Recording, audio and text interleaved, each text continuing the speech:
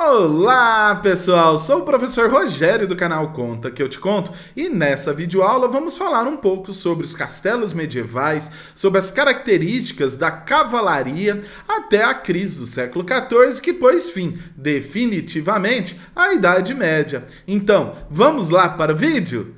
Durante o feudalismo medieval, na Baixa Idade Média, a propriedade rural pertencente, ao senhor feudal era basicamente composta pelo castelo, que era a habitação, do senhor feudal, pela igreja ou capela, pelas aldeias, vilas e camponesas, pelos bosques, chamados também de campos abertos ou florestas, pelas terras cultiváveis e pelas áreas de pastagem. O castelo era o cerne, pessoal, da vida econômica, social e política, na Idade Média. As batalhas e conflitos durante o período medieval eram frequentes, em razão das possíveis vinganças entre os senhores feudais e também por os ataques, de outras civilizações, principalmente as civilizações bárbaras, não é? Portanto, a principal função destinada aos castelos era a segurança da família do senhor feudal, da nobreza e também dos camponeses. Os castelos construíram enormes fortes, feitos com imensas muralhas, torres, fossos, calabouços e pontes elevadiças. Geralmente eram construídos em terrenos elevados, o que facilitava a defesa contra ataques externos. Nos momentos de ataque de inimigos, pessoal, todos os habitantes do feudo, inclusive os servos, se refugiavam para dentro dos castelos para sua proteção. A ponte elevadiça era a única entrada que dava acesso ao interior do castelo, e os calabouços serviam como prisões, aonde eram deixados os inimigos dos senhores feudais e os prisioneiros de guerra. Na torre ficavam guardas vigiando permanentemente o castelo. Além disso, pessoal, nos momentos de batalha, os arqueiros e outros guerreiros se posicionavam nas torres. A vida cotidiana dos nobres quase sempre foi dedicada às imensas caçadas nos bosques e florestas. As mulheres se dedicavam à vida familiar e doméstica, além de terem exercido o papel de procriação, que é fundamental para a hereditariedade familiar e a manutenção das posses do senhor feudal. Ela tinha aquela vida domiciliar, No interior dos castelos eram realizados inúmeros banquetes e diversas festas. No período do renascimento urbano e comercial, do século XI ao século XII, as muralhas do castelo foram deslocadas, aumentando significativamente o espaço territorial dos castelos, em razão do crescimento comercial e a proliferação, pessoal, das feiras medievais, graças aí, no caso, às cruzadas. Existem, pessoal, agora uma controvérsia em relação ao conforto dos castelos. Geralmente eles são demonstrados no cinema hollywoodiano, nos filmes medievais e de cavaleiros, como locais confortáveis e luxuosos. No entanto, pessoal, alguns estudiosos discordam e afirmam que os castelos medievais possuíam muitos e enormes cômodos que geralmente eram frios e muito rústicos. Os esgoto, por exemplo, produzido pelo castelo, era jogado no fosso, espécie de vaza ou buraco, que isolava as muralhas do castelo do restante do feudo, o que dificultava, pessoal, o acesso inimigo ao castelo. Atualmente, os castelos medievais preservados ostentam um grande valor simbólico e cultural, principalmente na Europa. A grandiosidade das construções que formam os castelos contribuiu enormemente para demonstrar a sua imponência arquitetônica. Muitos castelos foram transformados nos dias atuais em hotéis, museus, pontos turísticos. Agora, na cavalaria medieval, se constituiu como um principal mecanismo de defesa para a proteção dos interesses da nobreza durante o feudalismo. A cavalaria era exclusivamente formada por nobres, de acordo com a sociedade as ordens, né, da Idade Média. A divisão social era composta pelos que oravam, né, que era o clero, os que trabalhavam, que eram os servos, e os que guerreavam, no caso, que eram os nobres. Segundo estudiosos, pessoal do feudalismo, os nobres se ocupavam da guerra permanentemente. Os componentes, né, de uma cavalaria geralmente eram filhos dos nobres que não tinham direito de heranças patrimoniais, sobretudo nas famílias com maior número de pessoas, nas quais o filho primogênito seria, no caso, o herdeiro legítimo, né, entre aspas. Essa prática era denominada, pessoal, de primogenitura, quando o filho mais velho herdava todos os bens da família. E o seu principal objetivo era evitar a divisão dos bens patrimoniais da família. A Igreja Católica exerceu enormes influências no processo de composição das cavalarias e designou que as ações dos cavaleiros seriam efetivas para defender, no caso, a moralidade da religião cristã e a terra.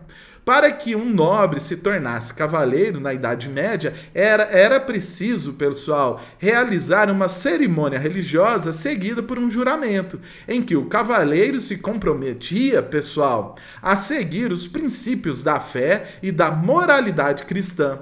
O cavaleiro medieval, até hoje, está presente em nossa mentalidade ocidental, como a figura de um homem forte, leal e destemido e também generoso, né? No caso aí, generoso porque protegia os fracos e oprimidos, né? A formação de um cavaleiro acontecia durante toda a sua vida. Não era um momento, né, para o outro que alguém se tornava membro de uma cavalaria. Para conseguir esse feito, os homens, né, tinham que dedicar suas vidas inteiras. Quando criança, quando ele completava, no caso, 7 anos de idade, estava começando a sua vida de cavaleiro. Ou seja, era quando criança, né, ele aprendia, né, ele começava a cavalgar, a ter lições de boas maneiras. Ao completar os 14 anos de idade, ele se tornava um escudeiro, né? O que seria isso? A sua principal função era levar o escudo do senhor até a zona de batalha. E aos 18 anos de idade, o aprendiz de cavaleiro se tornava um cavaleiro, na cerimônia de investidura no cargo, né, que ele recebia, no caso, a espada, o capacete e também o escudo, né, de a sua armadura, né, de cavaleiro. A partir daí, iniciava-se o ritual de formação do cavaleiro. Primeiro, né, que acontecia era um jejum, né, de um dia, né, de 24 horas. Posteriormente, né, ele tomava um banho para purificar e também rezar. E após, né, o cavaleiro realizar aí as suas orações, ele era vestido, né, de uma túnica e era levado para o sacerdote para ser abençoado com a sua espada. Finalizando aí o ritual. Né? O cavaleiro se ajoelhava, escutando, né, as leis da cavalaria e jurava sobre a Bíblia proteger o rei, defender os cristãos contra os infiéis. Quem eram esses infiéis? Os muçulmanos, os pagãos, né? Todo mundo que eram contra ali a igreja e a terra que eles viviam. Ser leal à igreja e ao rei, né? E também, pessoal, ao final, ter generosidade. Uma curiosidade da época, pessoal, são os 10 mandamentos da cavalaria. Segundo Glauber, de 1891, quais são esses 10 mandamentos? Primeiro, né? Você deveria acreditar em tudo que a igreja ensinava e deve observar todas as suas instruções. Você deve defender a igreja, deves respeitar todos os fracos e de constituir, né, em seu defensor, amarás os pais em que nasceste, não recuarás diante o teu inimigo, tu deves fazer guerra contra o infiel, sem cessar e sem misericórdia, deves cumprir escrupulosamente os teus deveres feudais, e se não forem contrários às leis de Deus, nunca mentirás e permanecerás fiel à tua palavra prometida. Você deve ser generoso e dar generosidade a todos. E por fim, pessoal, você deve estar em toda parte e sempre o campeão do certo e do bem, contra a injustiça e o mal. Enfim, pessoal, agora vamos falar um pouco da crise do século XIV, que acabou com esse sistema feudal, dando início a uma nova era da nossa história. Ela pode ser resumida, pessoal, essa nova fase, em 3 palavras. Primeiro, a fome, né? Segundo, a peste. E terceiro, a guerra. A crise do século XIV é como os historiadores resolveram chamar a sucessão de acontecimentos catastróficos que afetaram toda a Europa medieval. Entre as tragédias constam os grandes ciclos de fome, causados principalmente pelas mudanças climáticas, as guerras que ocorreram, né, de revoltas populares, e por fim, pessoal, além dessas guerras, né, populares, a peste negra. Acredita-se, pessoal, que esses 3 fatores tenham acelerado e muito o fim do feudalismo. Vamos lá então, né? A fome foi resultado, como eu já disse, né, da escassez de alimento provocada pela redução da produção agrícola, principalmente depois que os camponeses começaram a usar aquela área que era destinada ao descanso, né, para produzir mais comidas, né? A peste negra foi uma doença que matou milhões de pessoas e espalhou-se rapidamente pela Europa. Vinda do Oriente, essa peste foi beneficiada pela ausência de higiene dos povos medievais. Com um alto número de mortos, começou a faltar mão de obra para trabalhar no campo. Os poucos servos que ainda trabalhavam nos feudos tiveram que trabalhar ainda mais. Isso gerou uma revolta servil que abalou a estrutura feudal. As guerras entre os reinos europeus, né, e as revoltas servis foram derrotadas pelos reis, que passaram simplesmente, né, de chefes militares a governadores dos reinos. A peste negra provavelmente teve, né, a sua origem na Ásia Central ou Ásia Oriental, de onde viajou ao longo, né, da Rota da Seda, atingindo a Crimeia em 1343. De lá, né, era provavelmente transportada por pulgas que viviam nos ratos e que viajavam, né, dentro dos navios mercantes genoveses. Espalhando-se ali, depois, né, dentro ali do navio genovês, espalhando-se por toda a bacia, né, do Mediterrâneo, atingindo o resto da Europa através, no caso, da Península Itálica. Estima-se, pessoal, que a peste negra tenha matado entre 30% a 60% da população europeia. No total, pessoal, nos últimos censos, né, estima-se que a peste pode ter reduzido a população mundial de 475 milhões de pessoas para 375 milhões no século XIV. A população europeia, não demorou cerca de 200 anos a recuperar o nível anterior. Em algumas regiões, como Florença, por exemplo, só recuperou o número anterior de pessoas no século XIX. A peste, retornou várias vezes, como surtos, até o início do século XX, com o advento aí, no caso, da penicilina.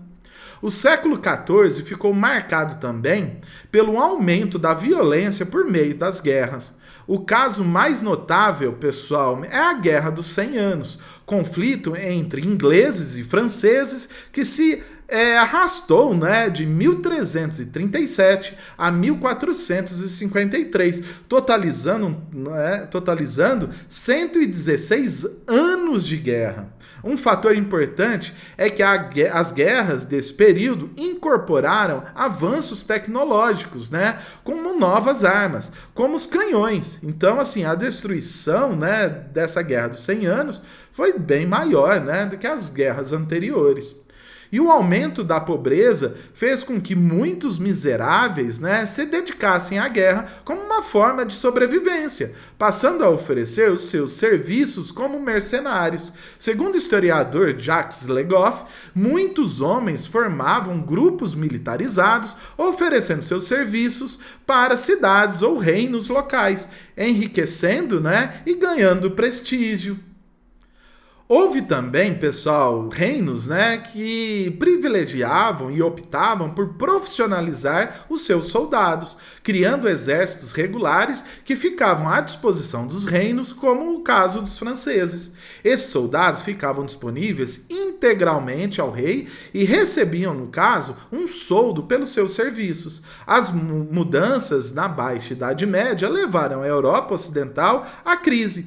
A centralização do poder nas mãos do rei reduziu o poder, né, dos senhores feudais locais, que estavam sob o comando dos, no caso, os senhores feudais. Além disso, pessoal, os reis questionavam a influência do poder do Papa nas decisões políticas. Esses poderes reais deram início à formação dos estados nacionais, decretando-se, pessoal, definitivamente o fim da Idade Média e início de uma nova era, não é? A Idade Moderna. Pessoal, muito obrigado por ficar aqui até aqui assistindo ao vídeo. No próximo vídeo vamos exercitar um pouco a respeito da Idade Média, o sistema feudal e as cruzadas. Não deixe de assistir para ver, né, se realmente você que está aí do outro lado está craque nesse assunto. Então, ajude, pessoal, o meu trabalho aqui no YouTube, compartilhando, comentando, né, o que vocês mais gostou nesse vídeo. Deixe seu like para ajudar a dar engajamento a esse trabalho. Valeu, pessoal, e até mais!